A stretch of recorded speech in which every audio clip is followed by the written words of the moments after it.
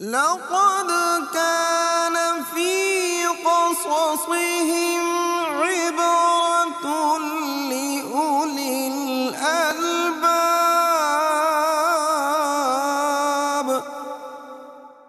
السلام علیکم ورحمۃ اللہ وبرکاتہ. نحمدہ ونصلی علی رسولہ الکریم. اما بعد فاعوذ باللہ من الشیطان الرجیم. بسم اللہ الرحمن الرحیم. رب اشرح لی صدری ویسر لی امری واحلل عقدۃ من لسانی یفقہوا قولی واجعل لی وزیرا من اہلی رب زدنی علما.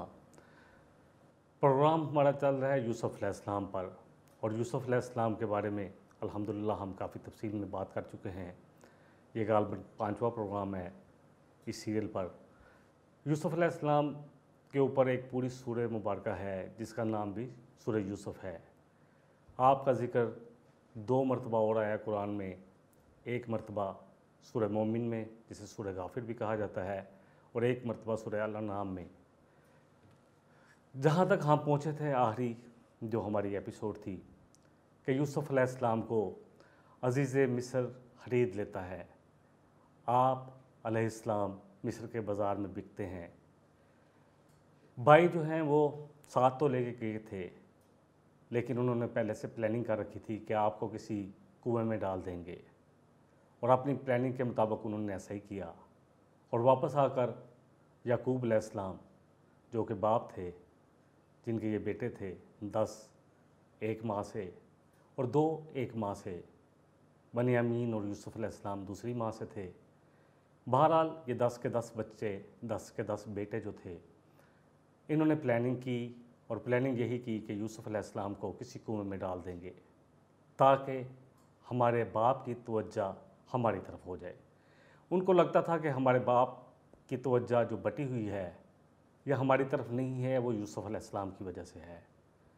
بہرحال جب انہوں نے ڈال دیا، اور پھر انہوں نے اپنے طور پر کہ باپ کو کیسے راضی کرنا ہے ایک تدبیر کی.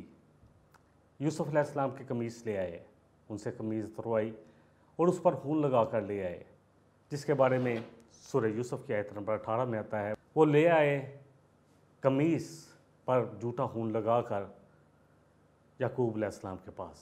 قالا بل سولت لکم انفسکم امرا. یعقوب علیہ السلام نے فرمایا کہ بلکہ تمہارے لیے تمہارے نفسوں نے اس چیز کو آسان بنا دیا. واللہ المستعان علی ما تصفون. تو جو بھی تم گھر کر لے آئے ہو، جو اپنی طرف سے بنا کر لے آئے ہو بہانہ، اس پر صرف اللہ ہی سے مدد مانگنی چاہیے، اور اللہ ہی سے مدد مانگی جا سکتی ہے. دیکھیں، کوئی بھی مشکل آئے، کوئی بھی پریشانی آئے، تو مدد تو صرف اللہ ہی سے مانگنی چاہیے. ایاک نعبد و ایاک نستعین. ہم یہ روز پڑھتے ہیں نماز میں سورہ فاتحہ میں، اور سورہ فاتحہ ہر نماز میں کتنی دفعہ پڑھی جاتی ہے، جتنی رکعات ہیں اتنی ہی دفعہ پڑھی جاتی ہے. سورہ البقرہ کی آیت نمبر 45 میں آتا ہے وَاسْتَعِینُوا بِالصَّبْرِ وَالصَّلَاةِ. اللہ فرما رہے ہیں کہ اللہ کی مدد مانگو صبر کے ساتھ اور نماز کے ساتھ. وَإِنَّهَا لَكَبِيرَةٌ إِلَّا عَلَى الْخَاشِعِينَ. ہاں، یہ واقعی مشکل کام ہے، صبر کرنا، جمے رہنا، مگر ان کے لیے نہیں جو اللہ سے ڈرنے والے ہیں. ان کے لیے اللہ یہ آسان کر دیتے ہیں. نبی رحمت صلی اللہ علیہ وسلم جب بھی کوئی مشکل آتی فوراً اللہ کے آگے کھڑے ہو جاتے، 2 نفل نماز کے پڑھتے، 2 رکعت نماز پڑھتے اور اللہ سے مانگتے، اور اللہ سبحانہ وتعالیٰ عطا کر دیتے. اب جب یہ کنویں میں ڈال کر آ گئے، یعقوب علیہ السلام نے سارا معاملہ اللہ پر چھوڑ دیا.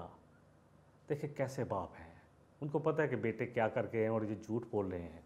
قمیض کہیں سے بھی پھٹی ہوئی نہیں تھی. اس کا مطلب تھا، واضح مطلب تھا کہ بچوں نے بہانہ کیا ہے، یوسف علیہ السلام کو کہیں چھوڑ رہے ہیں. ان کے ساتھ کیا معاملہ ہوا یعقوب علیہ السلام کو نہیں پتہ تھا. کچھ ہی دور یوسف علیہ السلام کنویں میں تھے، تو ان کو معلوم ہو جاتا کہ یہ تو کنویں میں ڈال کے آئے ہیں، اور کہتے ہیں کہ چلو میرے ساتھ، ہم انہیں بھی نکال لاتے ہیں. لیکن ایسا نہیں ہوا. اب وہاں سے قافلہ گزرا تو کنویں کے پاس لازمی بات ہے کہ پانی وہ لے لیتے تھے. جہاں بھی کنواں ملتا پانی پیتے بھی، مویشی جانوروں کو بھی پلاتے، اور ذخیرہ بھی کر لیتے اپنے مشکیزوں میں۔ تو انہوں نے ایک پانی نکالنے والے کو بھیجا کہ جا کے پانی نکالو، مشکیزہ ڈالو، پانی نکالو۔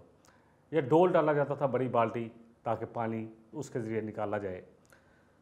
جیسے ہی اس پانی نکالنے والے نے اپنا ڈول ڈالا تو یوسف علیہ السلام جو کنویں میں تھے، وہ لازمی بات ہے اس کو پکڑ لیا ہوگا رسی کو، یہ اس میں بیٹھ گئے ہوں گے۔ تو جب انہوں نے دیکھا کہ ڈول میں پانی کے ساتھ ایک خوبصورت لڑکا بھی ہے، تو کہنے لگا یا بشرا ھذا غلام، کہ کہنے لگا خوشخبری ہو، یہاں تو ایک لڑکا بھی ہے۔ اور انہوں نے اس کو اپنی، اللہ اکبر، ایک پونجی سمجھ کر چھپا لیا، چوری کا مال سمجھ کر چھپا لیا۔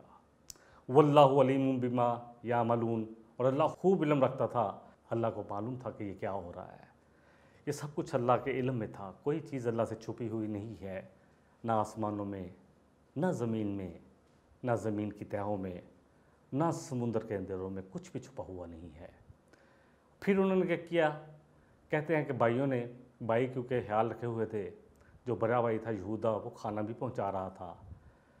تو جب ان کو پتہ چلا کہ قافلے نے یوسف علیہ السلام کو اپنے ساتھ لے لیا ہے، تو اس بات پہ کہ کہیں یوسف علیہ السلام ان سے جان چھڑوا کے واپس نہ آ جائیں، انہوں نے کہا کہ ہمیں یہ بہت تنگ کرتے ہیں، اس لیے ہم اس کو بیچنا چاہتے ہیں۔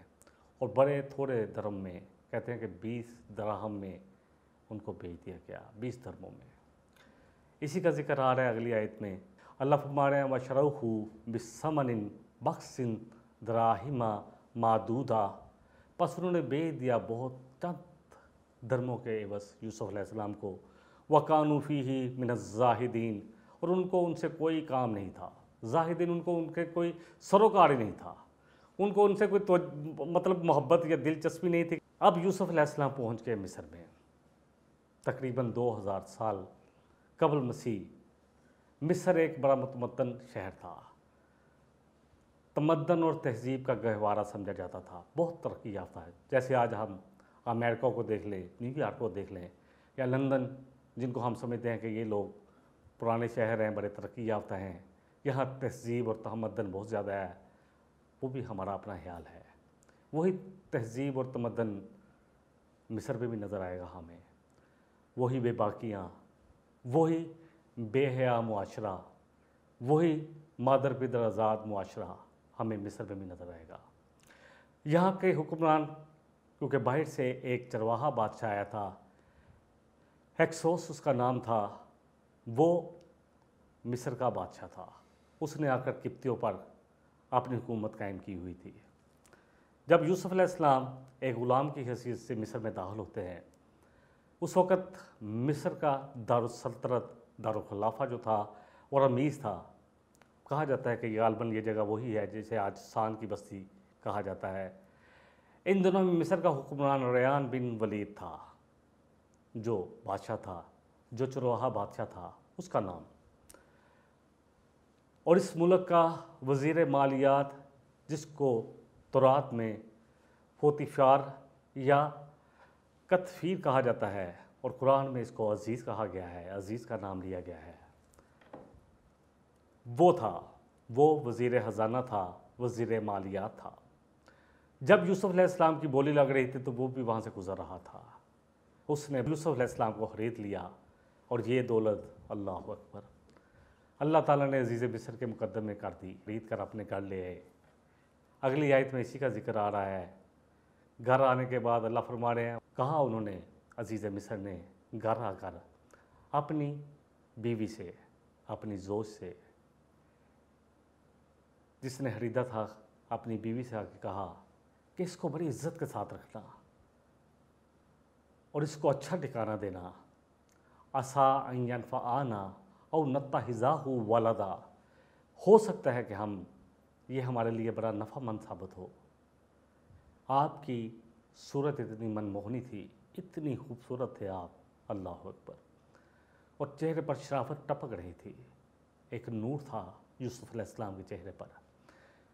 تو اس عزیز مصر نے کہا اپنی بیوی سے، جس کا نام روایات میں، اسرائیلی روایات میں زلیخا آتا ہے، اللہ عالم، بے شک اللہ ہی بہتر جانتے ہیں، لیکن کیونکہ یہ نام لیا گیا ہے کافی تفسیر کی کتابوں میں، اس لیے لیا جا رہا ہے۔ تو اس نے اپنی بیوی سے کہا کہ اس کو بڑی عزت کے ساتھ رکھنا ہے، اچھا ٹھکانہ دینا ہے۔ ہو سکتا ہے یہ ہمارے لیے نفع مند ثابت ہو یا ہم اس کو اپنا بیٹا ہی بنا لیں۔ ان کی کوئی اولاد نہ ہوگی، اس لیے انہوں نے سوچا کہ کیوں نہ یوسف علیہ السلام کو اپنا بیٹا بنا لیا جائے۔ اللہ فرماتا اس طرح ہم نے یوسف علیہ السلام کے لیے مصر کی سرزمین پر ٹھکانہ بنا دیا، زبردست ٹھکانہ مل گیا۔ یوسف علیہ السلام کو آگے جا کر اپنا تبلیغ کا کام بھی کرنا تھا، اور دوسرا آپ علیہ السلام کو اس تہذیب اور تمدن کو بھی سمجھنا تھا۔ اللہ نے آپ کو کنعان سے اٹھایا، اللہ اکبر، یہ سارا کام اللہ ہی کر رہے تھے، اور پھر آپ کو مصر کے بازار میں آ کر جب بیچا گیا تو عزیز کے گھر میں پہنچا دیا۔ وہ ایک رحم دل شخص تھا، اچھی فطرت والا شخص تھا۔ اس نے آ کر اپنی بیوی سے کہا کہ دیکھو اس کو بڑی عزت سے رکھنا، بڑا اکرام کے ساتھ رکھنا اور بہترین ٹھکانہ دینا۔ یہ ہو سکتا ہے کہ ہمارے لیے بڑا نفع مند ثابت ہو، اور یہ بھی کہ ہم اس کو اپنا بیٹا بنا لیں۔ اور اسی طرح اللہ فرما رہے کہ ہم نے یوسف علیہ السلام کو مصر کی زمین پر جو ہے ٹھکانہ دیا تاکہ ہم سکھائیں اس کو باتوں کی تہ تک پہنچنا۔ اصل بات یہ ہے بات کی تہ تک پہنچنا، سچری طور پر نہیں بلکہ تہ میں پہنچ کر دیکھنا کہ اصل بات کیا ہے، بات کی حقیقت کیا ہے۔ حکمت اسی کا نام ہے۔ واللہ غالب علی امرہ، اور اللہ اپنی فیصلوں میں غالب ہے۔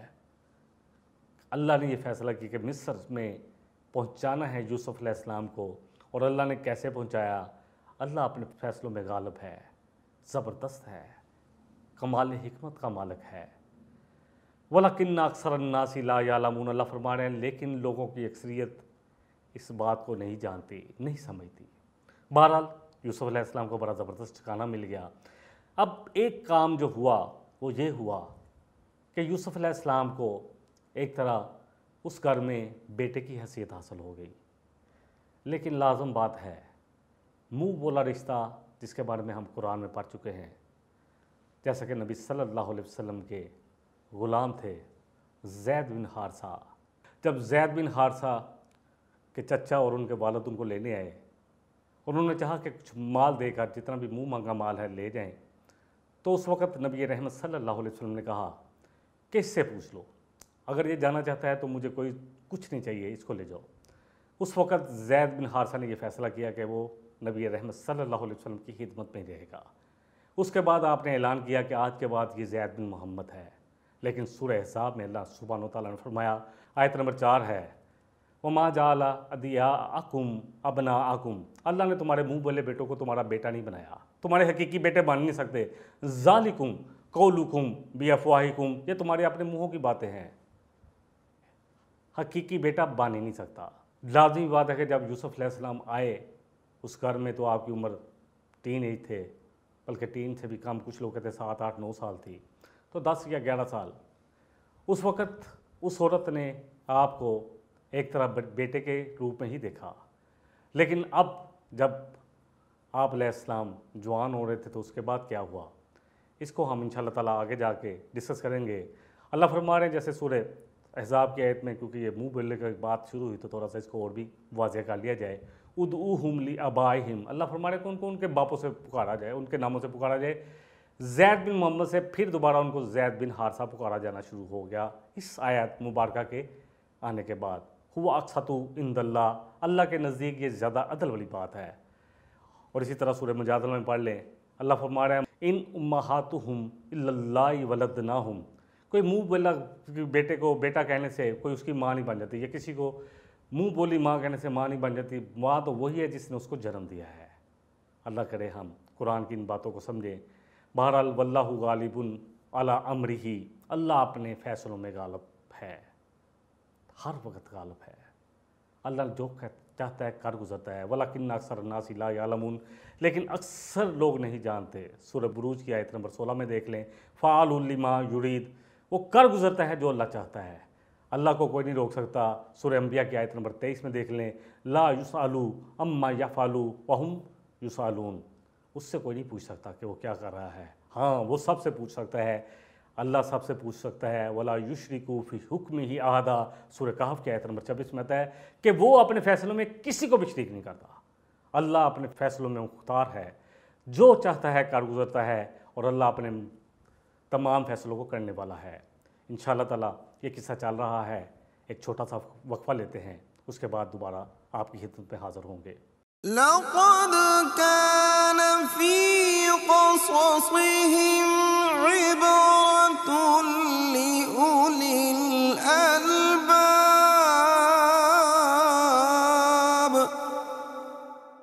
جی السلام علیکم ورحمۃ اللہ وبرکاتہ۔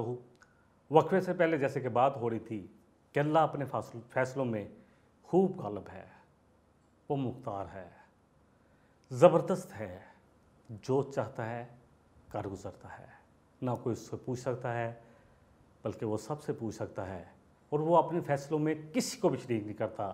اب یوسف علیہ السلام اس گھر میں پلنا شروع ہوئے، بڑا ہونا شروع ہوئے، اور آہستہ آہستہ آپ اپنی بلوغت کو پہنچ گئے۔ وَلَمَّا بَلَغَ أَشُدَّهُ، اللہ فرما رہے ہیں جب وہ پہنچ گئے اپنے بھرپور جوانی کو، آتَيْنَاهُ حُكْمًا وَعِلْمًا، تو ہم نے ان کو حکمت اور علم سکھا دیا۔ علم کے ساتھ حکمت، کب کس بات کو کس وقت کس کے سامنے کرنا ہے، یہ ہے حکمت۔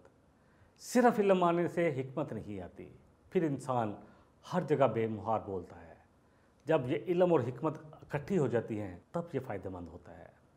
وَكَذَلِكَ نَجْزِي الْمُحْسِنِينَ، اللہ فرما رہے ہیں کہ ہم محسنین کو ایسا ہی بدلہ دیتے ہیں، احسان کی روش پر چلنے والے۔ اللہ اکبر۔ سورہ قصص میں موسیٰ علیہ السلام کے لیے بھی یہی الفاظ ہیں، وَلَمَّا بَلَغَ أَشُدَّهُ وَاسْتَوَىٰ، استوا کا بھی آئے گا، خوب کڑیل جوان تھے موسیٰ علیہ السلام، بڑی زبردست پرسنالٹی۔ آتَيْنَاهُ حُكْمًا وَعِلْمًا، اللہ فرما رہے ہیں ہم نے ان کو بھی حکمت اور علم عطا فرمایا۔ وَكَذَلِكَ نَجْزِي الْمُحْسِنِينَ، اور اللہ محسنین کو ایسا ہی بدلہ دیتے ہیں۔ احسان کی روش میں جو لوگ چلتے ہیں اللہ کی طرف سے ان کو ایسی ہی جزا دی جاتی ہے۔ کسی چیز کا مضبوط ہونا، کسی کی مدد کے لیے مضبوط ہونا، یعنی یہ ایسی عمر ہے جس میں انسان کے اندر مضبوطی آنا شروع ہو جاتی ہے۔ سورہ طٰہٰ میں ہم دیکھتے ہیں کہ موسیٰ علیہ السلام کو جب اللہ نے نبوت سے نوازا تو آپ نے اپنے بھائی ہارون علیہ السلام کے لیے دعا کی، وَاجْعَل لِّي وَزِيرًا مِّنْ أَهْلِي، اللہ میرے گھر والوں میں سے ایک میرا مددگار بنا دے۔ ہارون اخی، میرے بھائی ہارون کو، اشدد بہ ازری، اس کے ذریعے میری کمر کو مضبوط کر۔ بہرحال اللہ نے ان کو حکمت اور علم عطا فرمایا۔ اور حکمت اور علم کیا چیز ہے؟ اللہ اکبر۔ حکمت کیا ہے؟ سورہ البقرہ کی آیت نمبر 269 میں ہم پڑھتے ہیں، یؤتی الحکمۃ من یشاء، دیتا ہے اللہ جس کو چاہتا ہے حکمت، ومن یؤت الحکمۃ فقد اوتی خیرا کثیرا، جس کو حکمت مل گئی اس کو تو ساری کی ساری خیر کثیر مل گیا۔ اللہ اکبر۔ حکمت، انشاءاللہ تعالیٰ اس پہ موضوع پہ اور بھی انشاءاللہ حکمت پہ بات کریں گے جب کبھی موقع ملا۔ اللہ فرما رہے ہیں تاکہ ہم ان کو باتوں کی تہ تک پہنچنا سکھائیں۔ وَكَذَلِكَ نَجْزِي الْمُحْسِنِينَ، اور اسی طرح محسنین کو بدلہ دیا جاتا ہے۔ احسان کیا ہے؟ اس کے بارے میں کچھ قرآن سے اور کچھ نبی رحمت صلی اللہ علیہ وسلم کے فرمان سے سمجھنے کی کوشش کرتے ہیں۔ سورہ قصص کی آیت نمبر 77 میں آتا ہے، وَأَحْسِن كَمَا أَحْسَنَ اللَّهُ إِلَيْكَ، کہ لوگوں پر اسی طرح احسان کرو جس طرح اللہ نے تم پر احسان کیا ہے۔ اللہ جو نعمتوں سے نوازتا ہے، اللہ جو حکمت اور علم دیتا ہے، اللہ جس کی طرف سے ذہانت اور فطانت ملتی ہے، اللہ جس کی طرف سے قوت اور استطاعت ملتی ہے، اگر اللہ نے دی ہے تو لوگوں کو بھی اس سے فائدہ پہنچاؤ۔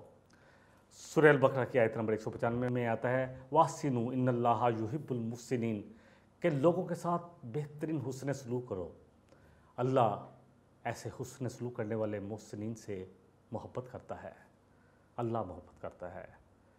کون ہیں یہ لوگ؟ اس کے بارے میں سورہ آل عمران میں بڑی تفصیل سے آیا ہے، جو خرچ کرتے ہیں لوگوں میں، چھپا کر بھی، دکھا کر بھی، تنگی میں بھی، خوشحالی میں بھی، ہر حال میں لوگوں کی مدد کے لیے تیار رہتے ہیں۔ وَالْقَاظِمِينَ الْغَيْظَ، اپنے غصے پہ قابو پانے والے، وَالْعَافِينَ عَنِ النَّاسِ، لوگوں کو معاف کر دینے والے، وَاللَّهُ يُحِبُّ الْمُحْسِنِينَ، یہ ہے محسن۔ محسنوں کے لیے کیا ہے؟ ہر حال میں اللہ کے لیے اپنے آپ کو لگاتے ہیں، اپنی جان کو، اپنے مال کو، اپنی اولاد کو، چاہے تنگی ہو چاہے خوشحالی ہو۔ یہ نہیں کہ خوشحالی میں کرنا ہے، تنگی میں جی ہم کیا کر سکتے ہیں، نہیں۔ پھر اپنے غصے پر قابو پانے والے لوگ، پھر لوگوں کی کوتاہیوں پر ان کو معاف کر دینے والے لوگ، یہ ہے محسن۔ ان کے بارے میں کہا گیا کہ یہ ہے محسن۔ بہرحال اللہ جو محسنین ہیں ان سے محبت کرتے ہیں۔ سورہ الانعام کی آیت نمبر 84 میں نے جیسے پہلے بھی کہا تھا کہ یوسف علیہ السلام کا ذکر سورہ الانعام میں آتا ہے، آیت نمبر 84 میں اللہ فرما رہے ہیں وَوَهَبْنَا لَهُ إِسْحَاقَ وَيَعْقُوبَ، ہم نے عطا کی ابراہیم علیہ السلام کو اسحاق اور یعقوب علیہ السلام، ایسا بیٹا اور ایسا پوتا۔ کُلًّا ہدینا، سب کو ہم نے ہدایت دی، وَنُوحًا ہدینا، اور ہم نے نوح علیہ السلام کو بھی ہدایت دی، من قبل ومن ذریاتہ داؤد وسلیمان وایوب ویوسف وموسیٰ وہارون، داؤد علیہ السلام کو بھی ہدایت دی، سلیمان علیہ السلام کو بھی ہدایت دی، ایوب علیہ السلام کو بھی ہدایت دی، اور یوسف علیہ السلام کو بھی ہدایت دی، موسیٰ اور ہارون علیہ السلام کو بھی ہدایت دی، اور اسی طرح کا بدلہ دیتے ہیں۔ یعنی اللہ جس کو محسن کو ہدایت کی طرف لے آتے ہیں، اگر ہم احسان کی روش پر چلیں گے تو اللہ ہمارے لیے ہدایت کے راستے کھول دیں گے۔ وَكَذَلِكَ نَجْزِي الْمُحْسِنِينَ، اللہ فرما رہے ہیں اس طرح ہم بدلہ دیتے ہیں احسان کی روش پر چلنے والوں کے لیے، ان کے لیے اللہ کے ہاں ایسے ہی بدلہ ہے۔ سورہ ہود کی آیت نمبر 115 میں آتا ہے وَاصْبِرْ وَإِنَّ اللَّهَ لَا يُضِيعُ أَجْرَ الْمُحْسِنِينَ، صبر کرو، جمے رہو، صبر، اللہ اکبر، ہر حال میں دین پر جمے رہنا۔ اللہ ایسے محسنوں کا پھر کوئی بھی اجر ضائع نہیں کرتے۔ یوسف علیہ السلام کے لیے اس سورہ مبارکہ میں ہم دیکھیں گے آیت نمبر 36 میں آتا ہے اِنَّا نَرَاكَ مِنَ الْمُحْسِنِينَ، کہ ہم آپ کو دیکھتے ہیں بڑا محسن۔ آیت نمبر آگے 56 پڑھ لیں، اللہ فرما رہے وَلَا نُضِيعُ أَجْرَ الْمُحْسِنِينَ، کہ ہم ایسے یوسف علیہ السلام جیسے محسن کا اجر ضائع نہیں کرتے۔ پھر سورہ یوسف کی آیت نمبر 78 میں بھی آتا ہے اِنَّا نَرَاكَ مِنَ الْمُحْسِنِينَ، کہ ہم آپ کو دیکھتے ہیں احسان کی روش پر چلنے والا۔ سورہ یوسف کی آیت نمبر 90 میں آتا ہے اِنَّهُ مَن يَتَّقِي وَيَصْبِرْ، یوسف علیہ السلام نے جب اللہ نے نعمتوں سے نوازا، اللہ اکبر، تو کہا بے شک وہ جو اللہ سے ڈرنے والا ہے، صبر کرنے والا ہے، فَإِنَّ اللَّهَ لَا يُضِيعُ أَجْرَ الْمُحْسِنِينَ، تو اللہ ایسے محسنین کا اجر ضائع نہیں کرتے، ان کو پورا بدلہ دنیا اور آخرت ملتا ہے۔ اصل بات یہ ہے کہ ان کا بدلہ کیا ہے، سورہ المائدہ کی آیت نمبر 85 پڑھ لیں وَأَصَابَهُمُ اللَّهُ بِمَا قَالُوا جَنَّاتٍ تَجْرِي مِن تَحْتِهَا الْأَنْهَارُ خَالِدِينَ فِيهَا، پس اللہ ثواب دیتا ہے ایسے لوگوں کو ان کی اس قول کی وجہ سے جو انہوں نے احسان کی روش پر چلتے ہوئے جو کہا ہوتا ہے، بما قالو، ایسی جنتیں جن کے نیچے نہریں بہتی ہوں گی، ہمیشہ اس میں رہیں گے، وَذَلِكَ جَزَاءُ الْمُحْسِنِينَ، اور یہ ہے بدلہ احسان کی روش پر چلنے والوں کا۔ کچھ حدیثوں سے بھی احسان کو سمجھ لیتے ہیں۔ نبی رحمت صلی اللہ علیہ وسلم نے فرمایا، آپ سے پوچھا گیا، جب حدیث جبریل ہے کہ احسان کیا ہے، قَالَ أَن تَعْبُدَ اللَّهَ كَأَنَّكَ تَرَاهُ، کہا کہ یہ احسان تو یہ ہے کہ تو اللہ کی عبادت، اللہ کی بندگی میں ایسے زندگی گزار جیسے کہ تو اللہ کو دیکھ رہا ہے۔ اللہ اکبر، فَإِن لَّمْ تَكُن تَرَاهُ فَإِنَّهُ يَرَاكَ، اور اگر اتنی استطاعت نہیں ہے، اگر یہاں تک نہیں پہنچے تو کم از کم اتنا تو ضرور ہونا چاہیے ہر وقت تمہارے دل میں کہ اللہ تمہیں دیکھ رہا ہے۔ پھر اسی طرح سنن نسائی کی حدیث ہے 5675، 5675 اس کا نمبر ہے، عبداللہ بن عمر راوی ہیں، نبی رحمت صلی اللہ علیہ وسلم نے فرمایا احسان جتلانے والا، ماں باپ کا نافرمان، عادی شراب پینے والا جنت میں نہیں جائے گا۔ اللہ اکبر، احسان کر کے جتلائے نا۔ سیدنا ابو سعید خدری رضی اللہ عنہ سے روایت ہے، نبی رحمت صلی اللہ علیہ وسلم نے فرمایا 5 حسنوں والا انسان جنت میں داخل نہیں ہوگا، شراب نوشی پر ہمیشگی کرنے والا، جادو کی تصدیق کرنے والا، قطع رحمی کرنے والا، کہانت کرنے والا، اور احسان کر جتلانے والا۔ اسی طرح ابو داؤد کی حدیث ہے 4063 نمبر ہے، مالک بن نزلہ رضی اللہ عنہ راوی ہیں کہ نبی صلی اللہ علیہ وسلم کی خدمت میں کہتے ہیں کہ میں حاضر ہوا، میں نے کپڑے پہنے ہوئے تھے، کوئی پھٹے پرانے کے اچھے کپڑے نہیں تھے۔ آپ نے دریافت کیا کہ کیا تیرے پاس کوئی مال وال نہیں ہے؟ کہا ہے، تو جواب دیا ہاں اللہ کے رسول ہے۔ آپ نے پوچھا کس قسم کا؟ تو کہتے ہیں کہ میں نے عرض کیا اللہ کے رسول، اونٹ، بکریاں، گھوڑے، غلام، ہر طرح کا مال اللہ نے مجھے عنایت کیا ہے۔ آپ صلی اللہ علیہ وسلم نے فرمایا کہ جب اللہ نے تمہیں مال دیا ہے تو اس کی نعمت اور احسان کا اثر تجھ پر نظر آنا چاہیے، یعنی اپنے اوپر لگانا منع نہیں ہے۔ اللہ اکبر۔ اسی طرح ایک اور حدیث کا نمبر ہے 1593، سلسلہ صحیحہ کی ہے، انس بن مالک راوی ہیں، نبی صلی اللہ علیہ وسلم نے فرمایا کہ جب تم فیصلہ کرو تو انصاف کرو، اور جب قتل کرو یعنی ذبح بھی کرو جانور کو تو وہ بھی احسان کے درجے میں عمدہ طریقے سے، کیونکہ اللہ تعالیٰ احسان کرنے والے کو پسند کرتا ہے، یعنی نیکی کرنے والوں کو پسند کرتا ہے۔ جامع ترمذی کی حدیث 2305 ہے، نبی رحمت صلی اللہ علیہ وسلم فرمایا کون ایسا شخص ہے جو مجھ سے ان کلمات کو سن کر ان پر عمل کرے اور ایسے شخص کو سکھلائے جو ان پر عمل کرنے والا ہو۔ ابو ہریرہ رضی اللہ عنہ کہتے ہیں کہ میں نے کہا اللہ کے رسول میں، تو آپ نے کہا 5 باتوں گن کر بتایا کہ تم حرام چیزوں سے بچو، سب لوگوں سے زیادہ عبد ہو جاؤ گے، اللہ کی تقسیم شدہ رزق پر راضی ہو جو اللہ تمہیں غنی کر دے گا، بے نیاز کر دے گا، اپنے پڑوسی کے ساتھ احسان کرو، تم پکے اور سچے مومن ہو جاؤ گے، دوسروں کے لیے وہی پسند کرو جو اپنے لیے کرتے ہو، تم سچے مسلمان ہو جاؤ گے، زیادہ نہ ہنسو اس لیے کہ زیادہ ہنسنا دل کو مردہ کر دیتا ہے۔ اسی طرح ایک اور حدیث ہے ابو داؤد کی 5155، اس کا نمبر ہے، نبی رحمت صلی اللہ علیہ وسلم سے حضرت عائشہ صدیقہ طاہرہ مطہرہ رضی اللہ عنہا نے پوچھا کہ میں اگر کسی پہ احسان کروں تو کہاں سے ابتدا کروں؟ آپ صلی اللہ علیہ وسلم نے فرمایا جس کا دروازہ تجھ سے زیادہ قریب ہے۔ یہ احسان کے بارے میں کچھ احادیث تھی، کچھ قرآنی آیات، تاکہ ہم احسان کو سمجھ سکیں۔ احسان کا لب لباب یہ ہے کہ جو بھی آپ سے اچھا کرے اس کے ساتھ تو اچھا کرنا ہی ہے، جو برا کرے اس کے ساتھ بھی اچھا کرنا ہے، نہ دینے والے کو دینا ہے، توڑنے والے سے جوڑنا ہے، یہ سب احسان میں آ جاتا ہے۔ اللہ تعالیٰ مجھے اور آپ کو جتنا کہا گیا، جتنا سنا گیا، اللہ ہم سب کو اس پر عمل کی توفیق بھی عطا فرما دے۔ وآخر دعوانا ان الحمدللہ رب العالمین۔ سبحانک اللہم و بحمدک اشہد ان لا الہ الا انت استغفرک واتوب الیک۔ والسلام علیکم ورحمۃ اللہ وبرکاتہ۔ لقد كان في قصصهم عبرة